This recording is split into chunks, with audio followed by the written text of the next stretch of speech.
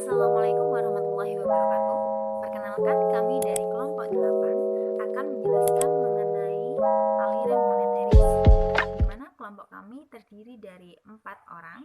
Di antaranya adalah Enda Purwaningsih, Joni, Hikmatul Ilmi, dan Nur Atiroh Lailina. Langsung saja, yang pertama, kita akan membahas pokok pikiran aliran moneteris. Ketidakberhasilan ajaran-ajaran Keynes dalam memecahkan masalah-masalah yang dihadapi melahirkan suatu aliran baru yang disebut aliran moneteris, yang mengutamakan kebijaksanaan moneter dalam mengatasi kemelut ekonomi waktu itu. Selanjutnya, penekanan pokok pandangan moneteris terletak pada stok uang, sebagaimana dijelaskan oleh Friedman dalam tulisannya A Theoretical Framework for Monetary Analysis tahun 1970. Perubahan dalam jumlah uang beredar sangat besar pengaruhnya terhadap tingkat inflasi dalam jangka panjang dan perilaku GNP real jangka panjang. Selanjutnya, inti pokok dari pandangan golongan moneteris membahas tentang yang pertama adalah sebab terjadinya perubahan pendapatan nasional, dan yang kedua kebijaksanaan moneter, dan yang ketiga pasok uang harus mencerminkan kebutuhan dunia usaha. Gagasan pokok aliran moneteris yang dianggap penting diantaranya adalah sektor dan perekonomian swasta pada dasarnya adalah stabil kebijakan makroekonomi aktif, seperti kebijakan fiskal dan moneter hanya akan membuat keadaan perekonomian menjadi lebih buruk, menghendaki suatu peran atau campur tangan pemerintah yang seminimum mungkin di dalam perekonomian. Harga-harga dan upah di dalam perekonomian adalah relatif fleksibel yang akan menjamin keadaan keseimbangan di dalam perekonomian selalu bisa diwujudkan. Jumlah uang beredar merupakan faktor penentu yang sangat penting dari tingkat kegiatan ekonomi secara keseluruhan. Oke, selanjutnya tokoh-tokoh aliran moneteris. Tokoh utama dari aliran moneteris adalah Milton Friedman, lahir di Brooklyn, New York pada tanggal 31 Juli 1912 dan meninggal pada tanggal 16 November 2006. Beliau adalah seorang ekonom Amerika yang juga profesor ekonomi dari Universitas Chicago. Dalam bukunya yang berjudul A Monetary History of the United States, menurutnya monetarisme adalah pandangan dalam ekonomi moneter bahwa variasi dalam jumlah uang beredar berpengaruh besar terhadap output nasional dalam jangka pendek dan tingkat harga serta periode yang lama, dan juga bahwa tujuan kebijakan moneter yang terbaik dipenuhi dengan menargetkan laju pertumbuhan jumlah uang beredar. Perlu teman-teman ketahui juga, pikiran-pikiran beliau telah banyak digunakan oleh bank dan negara-negara yang memerlukan kebijakan moneter. Selain Milton Friedman, ada beberapa tokoh lainnya. Di antaranya adalah Karl Blanner yang menentang validitas paradigma Keynesian dan mengusulkan transmisi impuls moneter untuk perekonomian. Lalu, ada Allen Meltzer dan Bernard McCallum yang menetapkan model kebijakan moneter serta perubahan operasi dana moneter internasional. Nah, selanjutnya ada Philip Kagan yang mengusulkan pengendalian inflasi melalui manipulasi luas diferensiasi dan pengendalian uang sebagai parameter fungsi permintaan selama hiperinflasi. Selanjutnya ada David Leader dan Michael Parkins yang menganjurkan stabilitas hubungan antara pendapatan permintaan terhadap uang dan pertimbangan hukum akan mengendalikan perekonomian dengan lebih baik. Kita akan menjelaskan tentang perbedaan aliran moneteris dengan aliran Keynesian. Dalam melihat perekonomian secara agregat, kubu Keynesian percaya bahwa perekonomian cenderung pada posisi keseimbangan tingkat output rendah.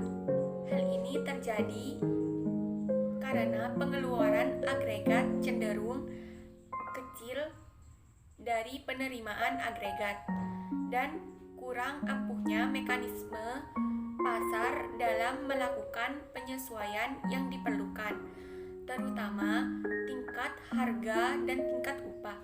Hal ini bisa terjadi karena adanya kekuatan serikat buruh dan praktek oligopolitik dari perusahaan.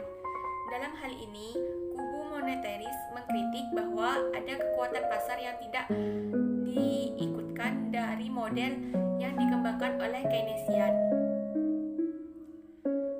Dua dari kekuatan tersebut adalah turunnya suku bunga akan mendorong investasi dan turunnya tingkat harga akan mendorong konsumsi melalui apa yang disebut Pigou Effect. Bagi kubu moneteris, perekonomian cenderung berada dalam posisi keseimbangan, di mana sumber daya digunakan penuh. Karena perbedaan cara pandang di atas, maka implikasi kebijaksanaan dari kedua kubu tersebut berbeda. Misalnya, dalam meningkatkan laju pertumbuhan ekonomi dan dalam mengatasi pelanggaran, kubu Keynesian lebih menyukai kebijakan fiskal yang lebih ekspansif. Sebaliknya, kubu moneteris lebih menyukai kebijaksanaan yang kontraktif.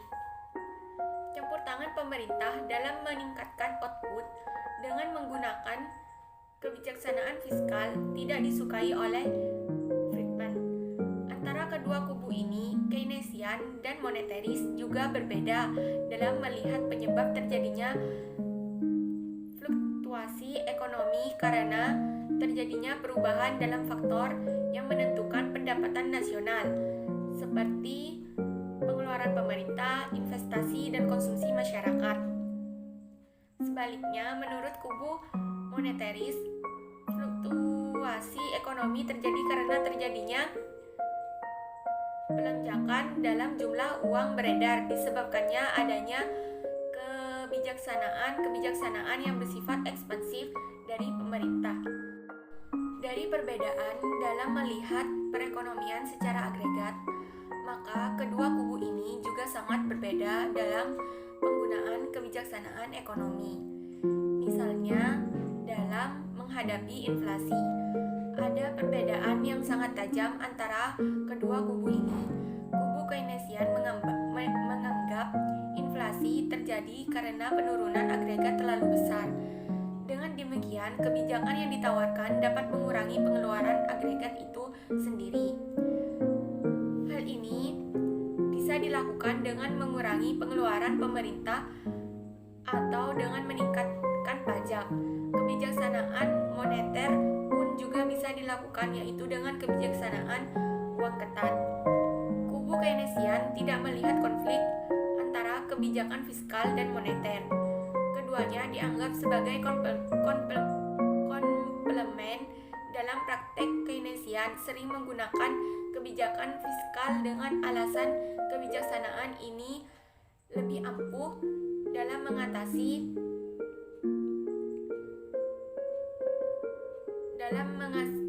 resesi. Sebaliknya, moneteris menganggap inflasi terjadi karena jumlah uang beredar terlalu banyak, maka harga-harga akan naik. Cara yang dianjurkan kaum moneteris dalam menghadapi inflasi adalah dengan mengurangi jumlah yang beredar itu sendiri. Moneteris percaya bahwa kebijaksanaan moneter lebih berdampak dari fiskal. Ini didasarkan pada kepercayaan bahwa perubahan dalam jumlah yang beredar akan menyebabkan perubahan yang paling besar pula pada tingkat suku bunga dan pendapatan nasional. Perbedaan lain dalam dua kubu ini adalah mengenai jangka waktu analisis. Keynesian tidak terlalu memperhatikan analisis jangka panjang, tapi moneteris dampak juga jangka panjang harus diperhatikan untuk mengetahui kekuatan pasar. Di sini saya akan menjelaskan kelemahan dan kelebihan aliran moneteris. Oke, yang pertama adalah kelemahan. Kelemahannya adalah 1. Menurut pandangan Keynesian, kebijakan moneter mungkin sangat tidak efektif. Beberapa kekurangannya berasal dari asimetri kebijakan tersebut, perubahan dalam kecepatan atau yang dapat menggagalkan kebijakan itu sendiri, dan ketidakpastian investasi yang diambil, terutama jika bukan bunga sensitif. Kemudian yang kedua adalah kekurangan utama dari kebijakan moneter, yaitu asimetri. Suatu kebijakan uang ketat adalah sangat efektif guna untuk mencegah pinjaman baru karena kelebihan cadangan dikurangi. Namun, kebijakan yang mudah sepertinya menjadi tidak efektif karena ditambah kelebihan cadangan yang tidak akan dipinjamkan oleh luar bank, karena takut akan potensi kebangkrutan dari para peminjam selama masa resesi. Dengan demikian, disarankan untuk tidak menggunakan kebijakan moneter, malah menggunakan kebijakan fiskal. Yang ketiga, kebijakan moneter mungkin digunakan baik untuk mengendalikan persediaan uang maupun tingkat suku bunga. Tetapi keduanya tidak dapat dikendalikan pada waktu yang sama. Dengan demikian, hal tersebut menjadi dilema. Nah, sekarang yang kelebihan. Apa saja kelebihan itu? Yang satu, kaum moneteris mengatakan bahwa perekonomian cenderung berada pada keseimbangan tingkat output rendah yang disebabkan kurangnya ampuhnya mekanisme korektif untuk membawa pasar kembali pada posisi keseimbangan pemanfaatan sumber daya penuh. Kemudian yang kedua, kaum moneteris menyatakan bahwa turunnya suku bunga akan mendorong investasi dan turunnya tingkat harga akan mendorong konsumsi melalui Figeaus effect. Bagi kubu moneteris, perekonomian cenderung berada dalam posisi keseimbangan, di mana sumber daya digunakan penuh. Yang ketiga, dalam usaha meningkatkan laju pertumbuhan ekonomi dalam mengatasi pengangguran, kaum moneteris lebih menyukai kebijakan moneter yang kontraktif. Intervensi pemerintah untuk meningkatkan output dengan menggunakan kebijakan fiskal tidak disenangi Friedman.